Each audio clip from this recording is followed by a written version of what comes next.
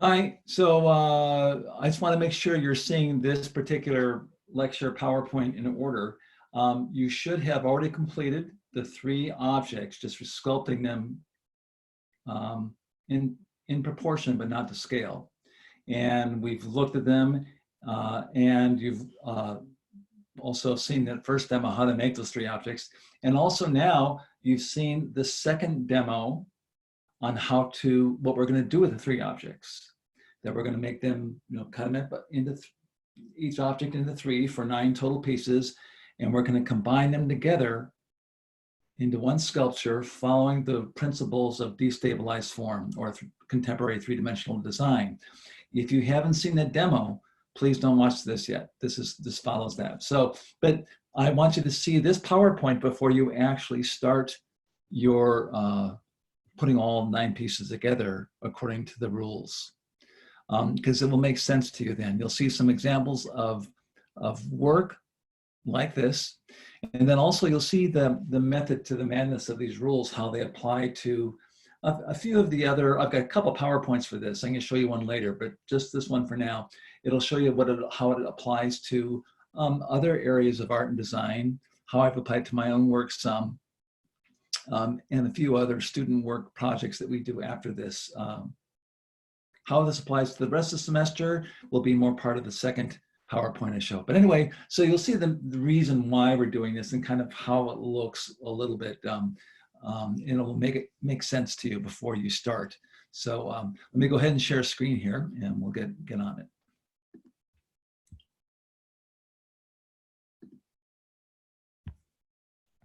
Get this at the top.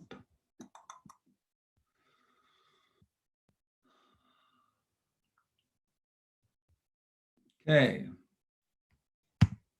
So here, this is actually a Harvey Mudd engineering student. I think she had a good time making a calculator and cutting it up. You can see how beautiful she did the objects as well. It actually is all one object. It looks like there's a gap in here, but they're really, actually it's all connected. Masses out of the base, beautiful spaces here. And it's interesting to see how these three things relate. There's a watch, lotion bottle, and a calculator. Lots of space here. Lots of private space, public space. This is a Chaffee student, the wooden rib cut up into 3, some masking tape, not really well crafted, but that's okay, and a sponge. It's hard to see this all the way around. It reads different from each place, but there's no parallel, perpendicular, things are all leaning in the act of falling, masses out of the base, etc.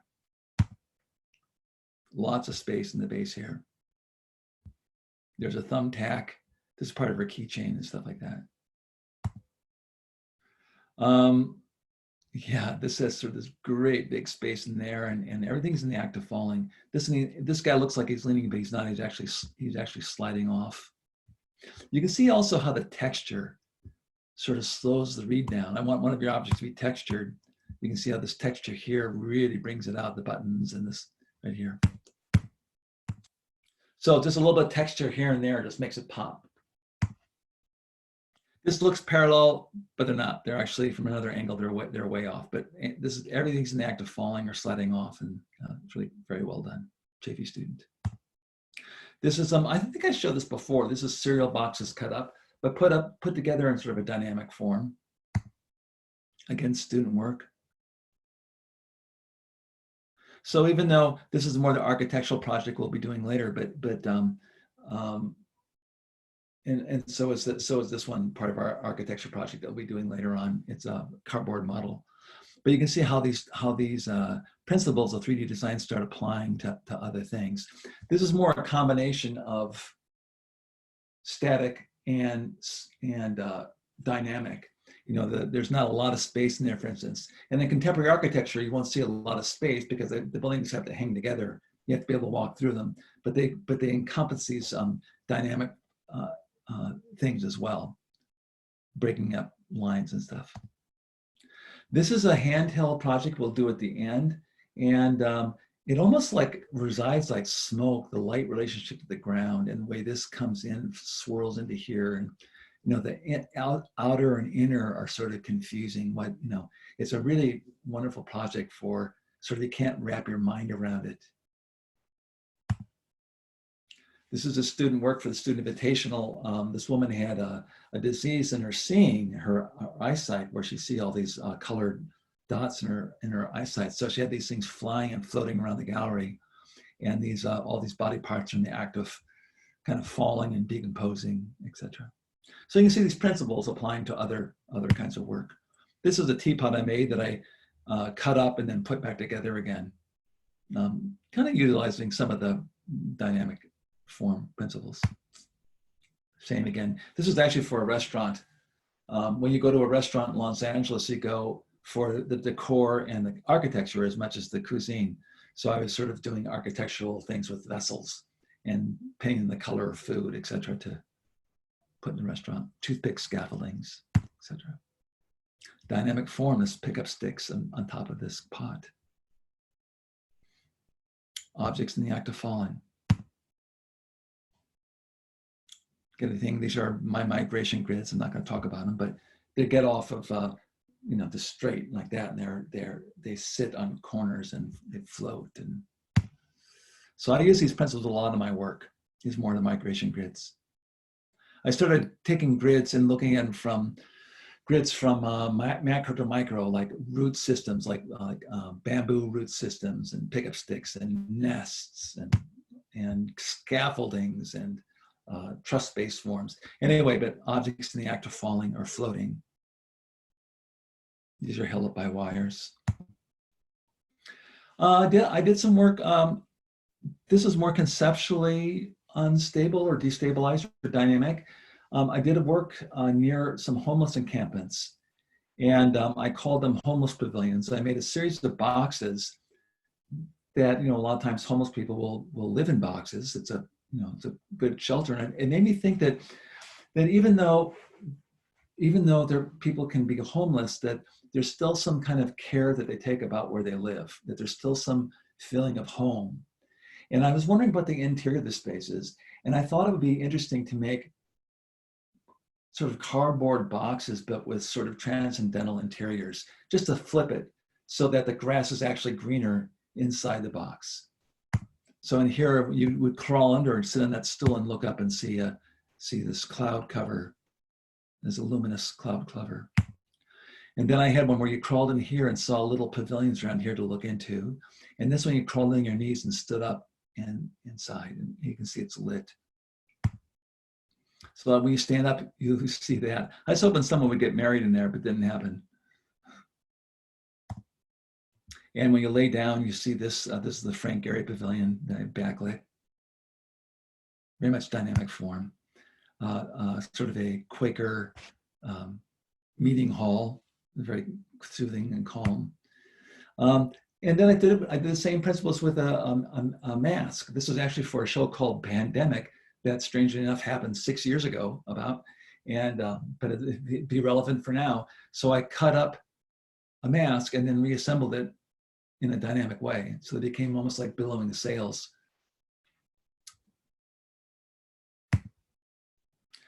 This is dynamic form, well, still my work, where they're both exploding in different directions. So, it's not a static form. This is, what is her name? I'm forgetting her name. This is down in the San Diego International Airport. It may come to me, I'll think of it. But anyway, these are a bunch of kayaks and canoes that are wired together in this sort of explosion of these. Nancy Rubens, I believe her name is. And this used to be down at the Museum of Contemporary Art across from the Walt Disney Concert Hall. And it's an F-4 fighter jet that was disassembled and then reassembled using wire, not even welded together. It's all wired together, but it looks like this exploding aircraft. Again, objects in the act of falling, floating, moving, exploding. This is, oh man, I'm having a senior moment again. Richard Serra. He makes these huge, just like 12, 15 feet tall walls that is Corten steel. It's about 2 inches thick, and then it's bent in a German shipyard. So you're walking through these hallways that go like this on you, that fluctuate, and you almost feel like you're going to fall over walking through them. You can see how he torques these and has these environments you can walk in. So he's changing he's making everything dynamic rather than parallel walls that are parallel to the ground. They shift and move on you so that it gives you physically, it gives you a different sense when you're walking through. And again, Frank Gehry's Walt Disney Concert Hall. You can walk up into these areas in here. There's on the outside, just go up and just walk through them. You don't have to pay anything. Don't have to check on anyone, just go and walk around them. And they're made out of titanium, but it feels like they're soft because they look like sails and they move like this, like you're walking through canyons that are all this misshapen, and it makes you feel like you're gonna fall over a little bit. It's very dynamic. So you can see how these principles are applied now to architecture and into artworks. There's another nice view of the concert hall. And then installation art.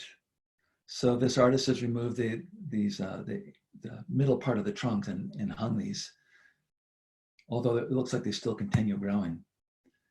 These logs put into a form of a wave, so it looks like they're flowing. That's kind of cool.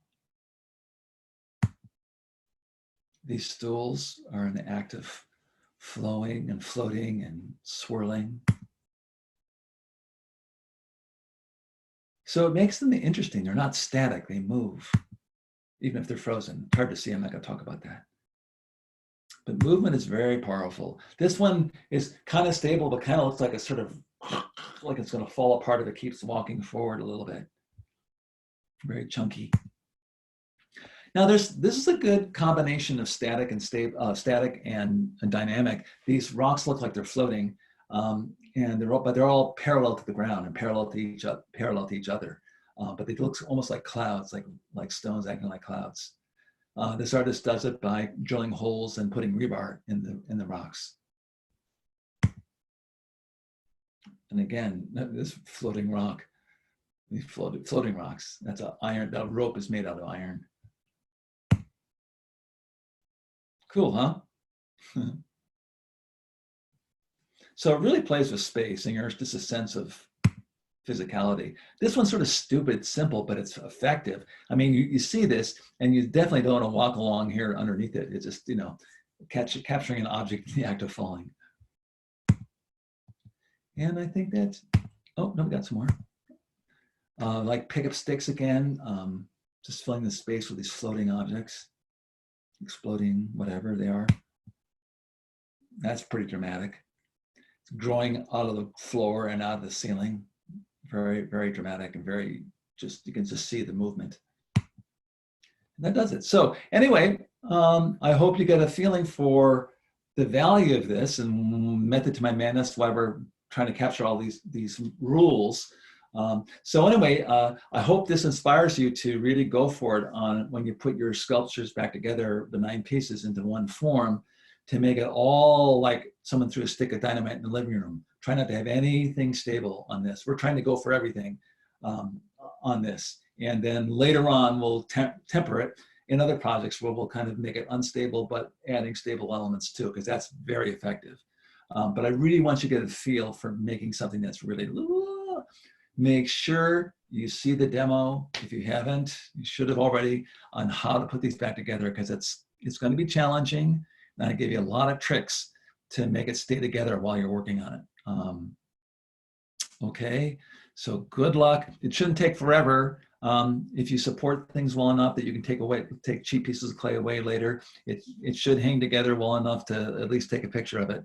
And hopefully I can see your stuff via Zoom too. That'd be fun. We'll see that next week.